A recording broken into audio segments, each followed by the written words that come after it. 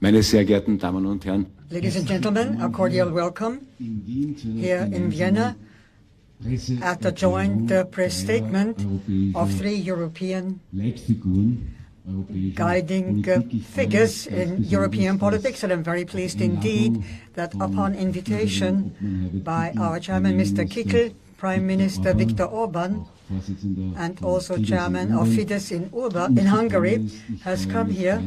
I'm also very pleased that the chairperson of ANO from the Czech Republic, Mr. Andrej Babis, has also come to Vienna. And of course, as a host, our chairman, Mr. Kickl. And the decisive advance information which I would like to give you is that we want to make it quite clear that this is a press statement, it's a joint statement of the 3 of us, and this is part 1 of a press conference, where in a second part, there will be a press conference in Brussels or in Strasbourg, where then all the questions that you may have can be answered. Here today now, we have only the press statement. This has been scheduled very at short notice. You know that Hungary will take over the presidency tomorrow, so this is a very press statement at very short notice, and therefore I would like to give the floor now to Mr. Kickl, who will give some introductory statement. Thank you very much. Well, thank you very much, Harald Wilimski. A warm welcome, ladies and gentlemen. Well, it is a historic day today, because as of today, we are entering a, well, let me call it a new era of European politics. And I am talking about an era of freedom, an era of sovereignty, an era of peace, prosperity, and of values. Well, thinking back some time, well, around a decade ago, the Freedom Party was represented in the European Parliament by just 2 non-attached MEPs.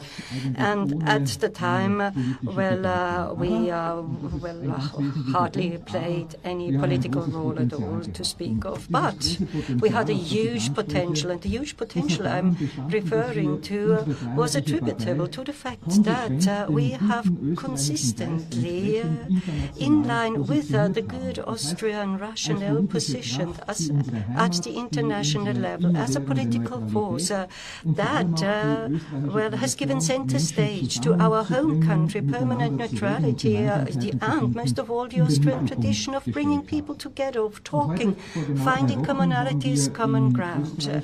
Well, it is 3 weeks to the day that we had European elections, and in Austria, strengthened by the trust of the people, we were able to win 6 seats, and this doubled the number, and we accepted that result with great humility. And our task is now to ensure that this will of the voters will get the utmost importance also at the European level. And I have the pleasure of presenting a new alliance today. It is an alliance which is formed by patriotic powers, all of whom playing a leading role in their countries. And this alliance is to represent a launch vehicle that is to take other parties at the European level on board in order to ensure a good future for Europe by joining forces for our generation, our children, and everybody who is to follow us. And as you all know, the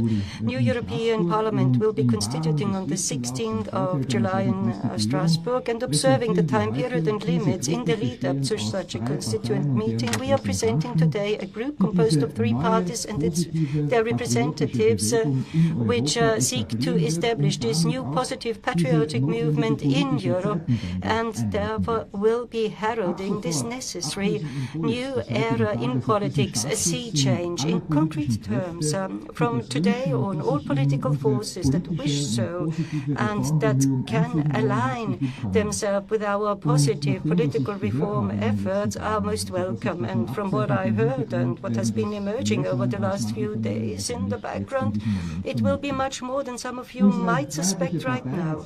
Our Freedom Party has therefore been able to position itself most successfully at the international stage at the party that facilitates alliances and networking. Well, we stand for something Austria has in its political identity he often very long stood for, and we hope that it will be positioned in this position in the future too, also with the help of this alliance. In other words, Austria as a venue of negotiations, of encounters, a hub between East and West, as an engine for detente and peace, and a country in the center of Europe that enjoys international standing and reputation thanks to this neutrality policy it has put into practice in a most credible manner. So on my right-hand side, I have Prime Minister, Hungarian Prime Minister Viktor Orban, who is currently the only head of government in the European Union who is taking a successful stand against illegal immigration, against abuse of the asylum right to asylum, against excessive centralism at the European Union level. And he is a head of government who, on the other hand, stands up for the historically grown values of Europe, family, for the Christian Occidental heritage of our continent. And for me, it is a hopeful and most encouraging sign that after the Freedom Party and Viktor Orban have always advocated a peaceful solution in the war between Russia and Ukraine, which we condemn, that in the meantime the Pope has also raised his important voice and has spoken out clearly for peace and the ceasefire. And this adds, in my view, adds special particular prestige to our political alliance today. Dear Minister President, dear Viktor Orban, a warm welcome to Vienna. It's a great pleasure to have you here in Vienna. And likewise, it's a huge pleasure and honor for me to welcome the former and, according to all polls, the future head of government of the Czech Republic, Andrej Babis, next to me. As a successful businessman and politician, well, he has played a decisive role in shaping Czech policy, his home, and he will become a central member of our political alliance. His party, ANO, stands for political reason, in other words, meaning enshrining national competences in the home country, which actually is required by the postulate of subsidiarity in Europe. He most successfully has stood up against the rampant illegal immigration, and he's also calling for a peaceful solution in the war between Russia and Ukraine. And particularly this sensible positioning have made Andrej Babis and his ANO no longer compatible with the fanatic ideas of the EU centralists. And in this respect, the change to our side was the most appropriate step. I do not only believe, but I'm firmly convinced that ANO will be very comfortable in our center and will also contribute substantially to a good European future. Andrej Babis, a very warm welcome to Vienna. And for me, as a representative of Austrian politics, well, it is very important that we Austrians may launch these new initiatives with two of our neighboring countries, because, we form a strong core of this new reform movement in the center of Europe. And I'm, as mentioned before, firmly convinced that we will be joined by many in the next few days. Austria, Hungary, Czech Republic. This is a very special and very strong force field for a positive reform movement, and I'm very proud that an Austrian patriot in the best sense of this term has the pleasure of participating in this kick-off event, this founding event. And it has always been said that the international of nationals is a contradiction in terms. This is just impossible. But the alliance we are presenting to you today proves the exact opposite, because we are not focusing on breaking up Europe. We do not want to destroy Europe, no, as centralists often claim, in order to make people feel insecure and then derive their own legitimacy from some threats they have invented. No, quite on the contrary. We want to revive the pluralist character of our continent. We believe that our task is to ensure that the unique features of the wonderful nations of Europe will be preserved and can thrive and develop prosperity in the future, that we ensure cooperation wherever necessary and where it is beneficial to our peoples, and all that on an equal footing based on mutual friendship.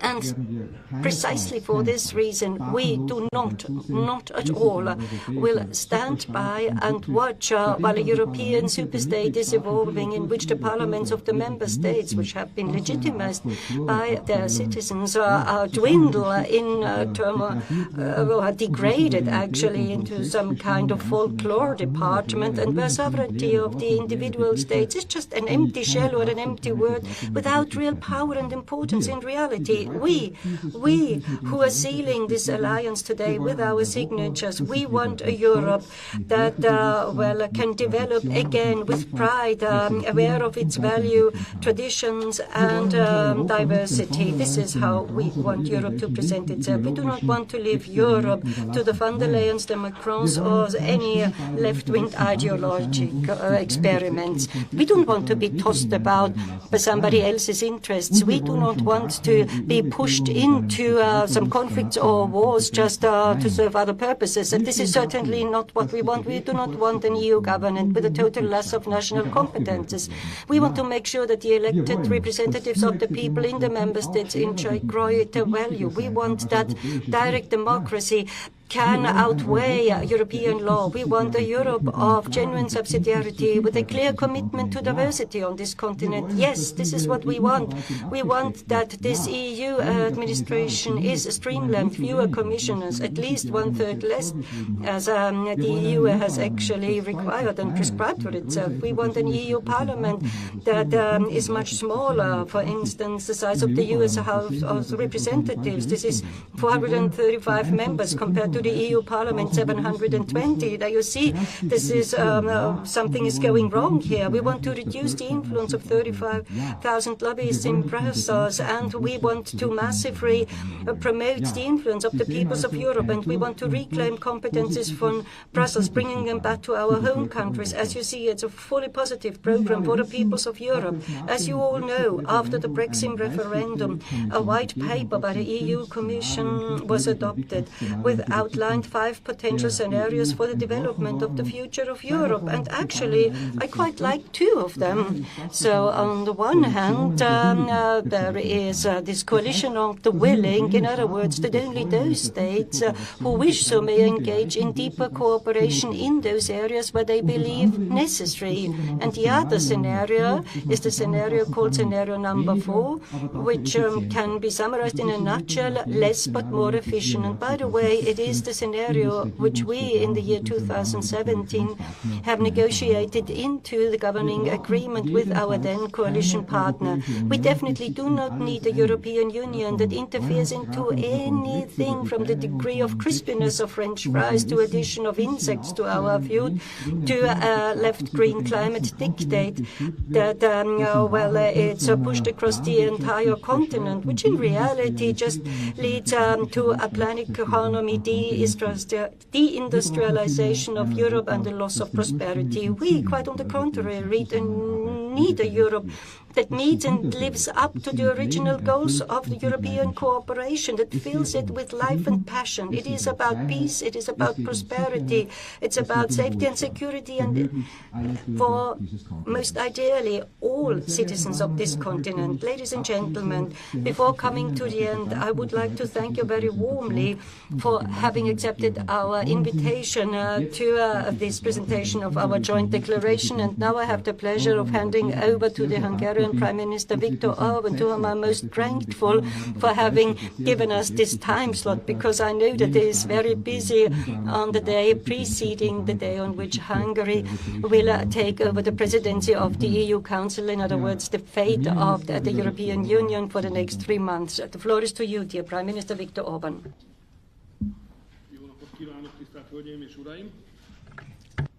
Good morning, ladies and gentlemen. So this day has now also arrived, and historians will decide in a few years' time how important that day was. We think that it is the day where it was begun to change European politics. Since the mid-80s, I've been in politics, and since '89, I've also been active on the international scene. I've seen everything that happened in the past 25 years in European politics and all the world scene.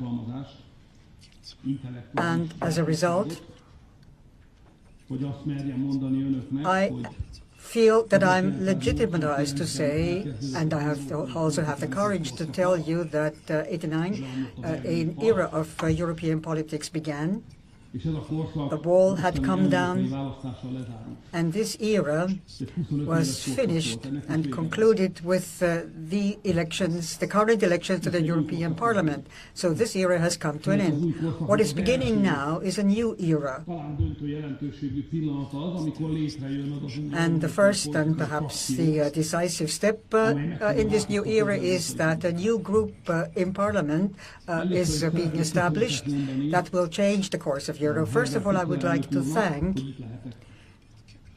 Chairman Kickl for allowing me to attend. We have known each other for a long time, and I have always admired him, not only because he made the Freedom Party to be the largest one in Austria, and I also very much appreciated the government politics that he has made in his own country.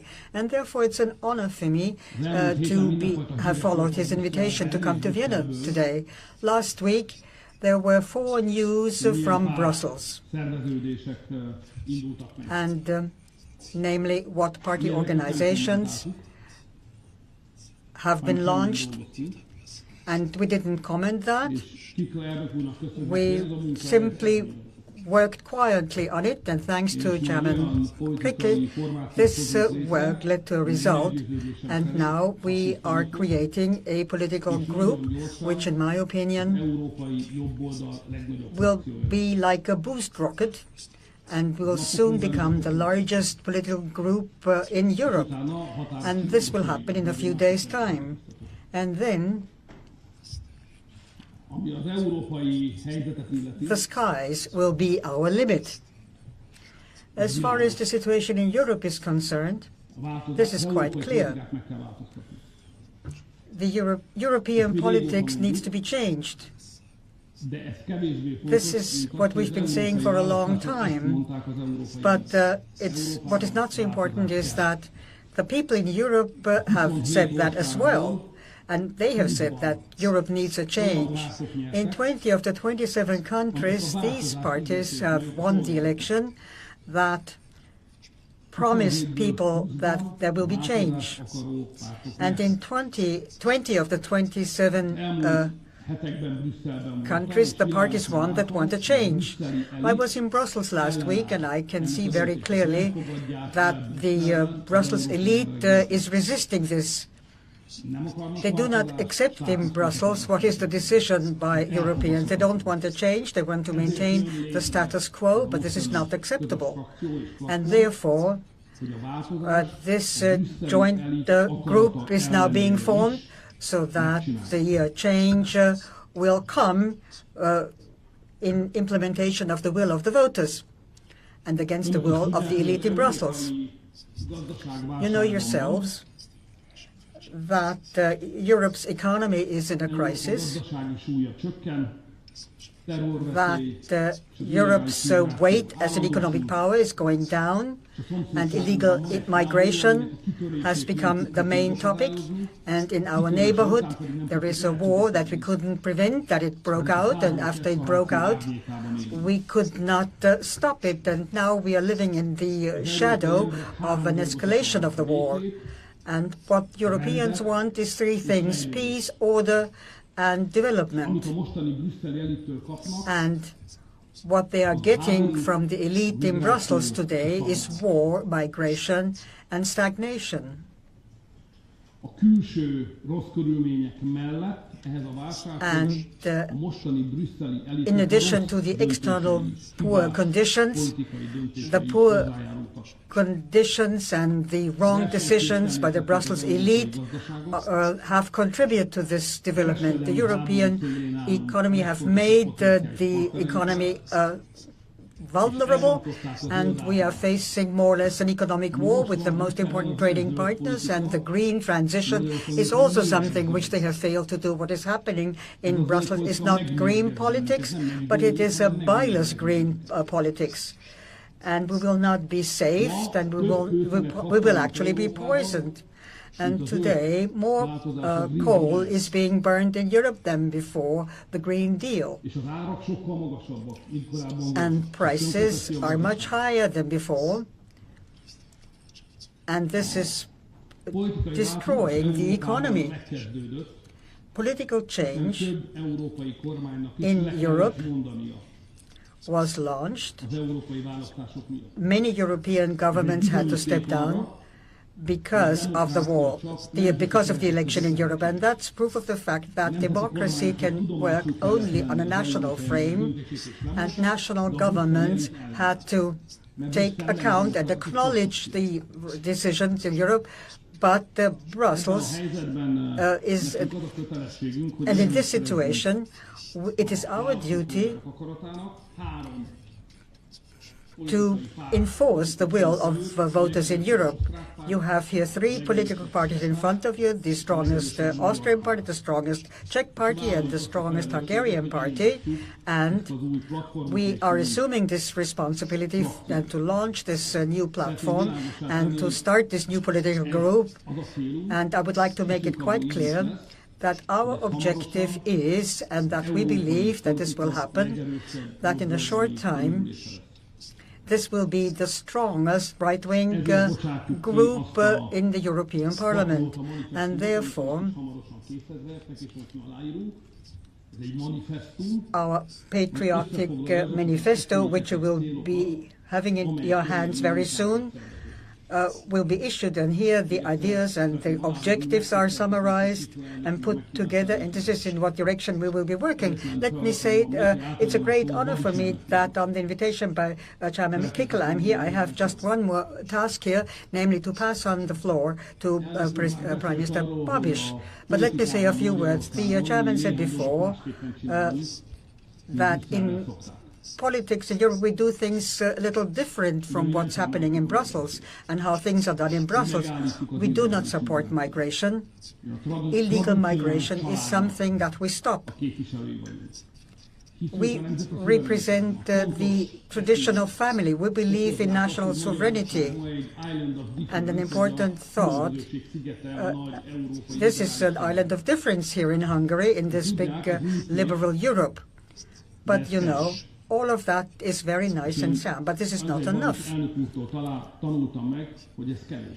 And I learned from Chairman Babis that this is not enough. What we need is more. Otherwise, these things don't happen in politics. These ideas cannot be implemented. What you need is something important. And he showed this very clearly in Europe. What is needed is success. What is needed is good, positive political activities. And when I was a finance minister, I also respected him because he was the best finance minister in Europe. What he did concerning value-added tax was really almost a financial miracle. You may no longer remember that, but I quite well remember that because we got the solutions from him. And when he was the Prime Minister in Czech Republic, this was really very successful. It was one of the most successful European governments, and this is proof of the fact that ideologies alone do not have any long life. It is success in governing that will be the decisive factor. And this is a great pleasure for me, therefore, to give you the floor, Mr. Babis. Takže dobrý den, dámy a pánové. Hello, ladies and gentlemen. Thank you very much for the opportunity to address you here and now today. I would like to thank Prime Minister Orban and Chairperson Kickl for our joint declaration, our manifesto, and I would like to thank you, dear Viktor, for these words. Actually, I'm not used to being praised in such a way, so it is a huge honor and pleasure for me to welcome you here at our historic press conference and to address you. We decided to establish a new political parliamentary group in the European Parliament, Patriots for Europe.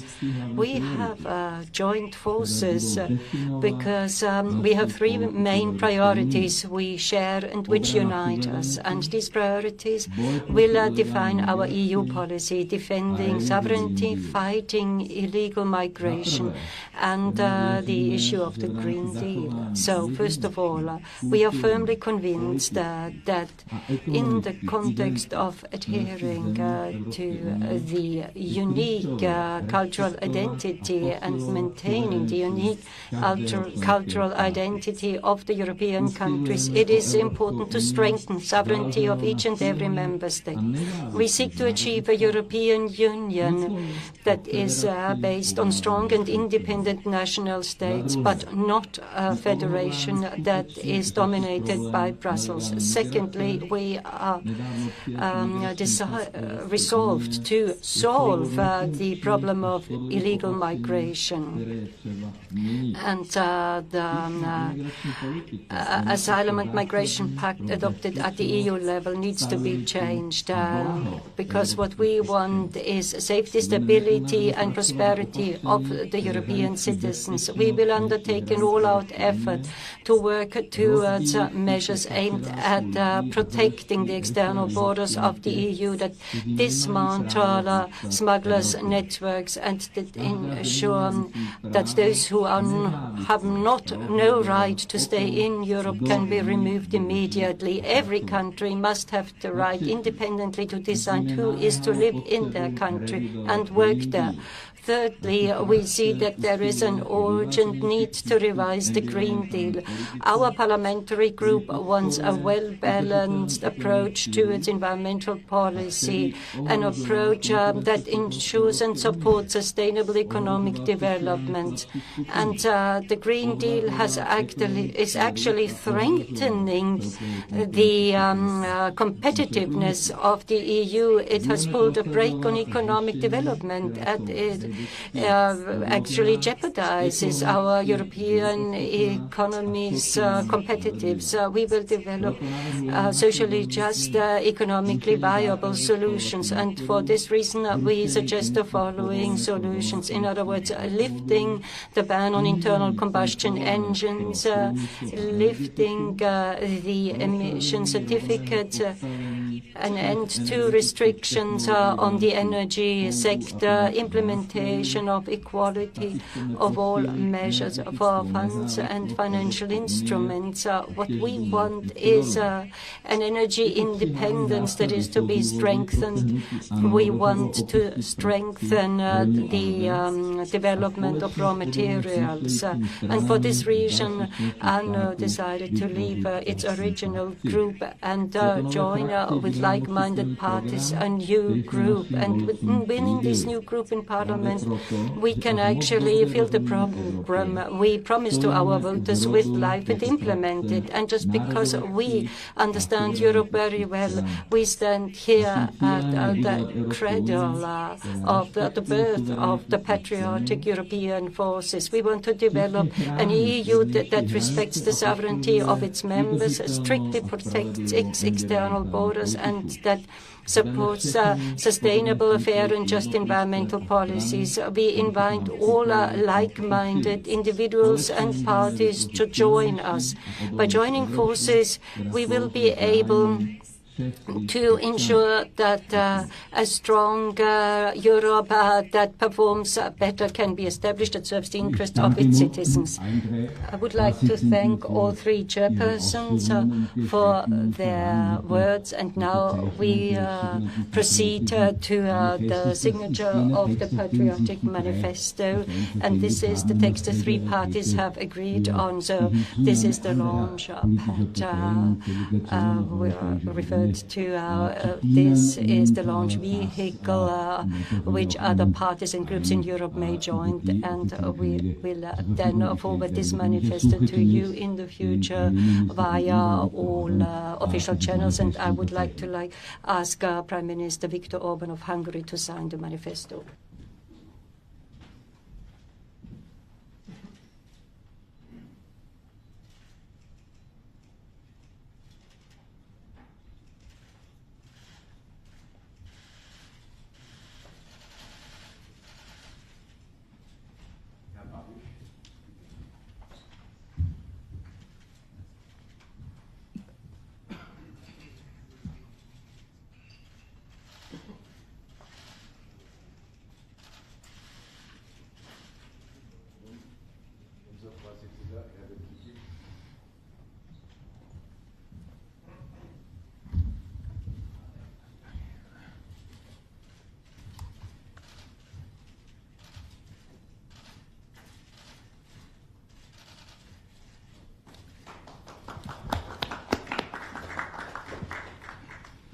So, dann darf ich Ihnen So, I would like to thank you for attending the meeting here today and for interest in this press statement. And let me point out again, this is only part one of a presentation to the press, and part two will be the part where all political forces in Europe will be invited, and then there will be a here we're talking some preliminary talks so that they also can sign the manifesto for which we have invited them, and with that we will start and launch the setting up of a political group for the European Parliament, and we will be in a continuous progress and process of integration and cooperation. And at the very end, I would like you to join us for a final picture so that you have plenty of photographs to take home.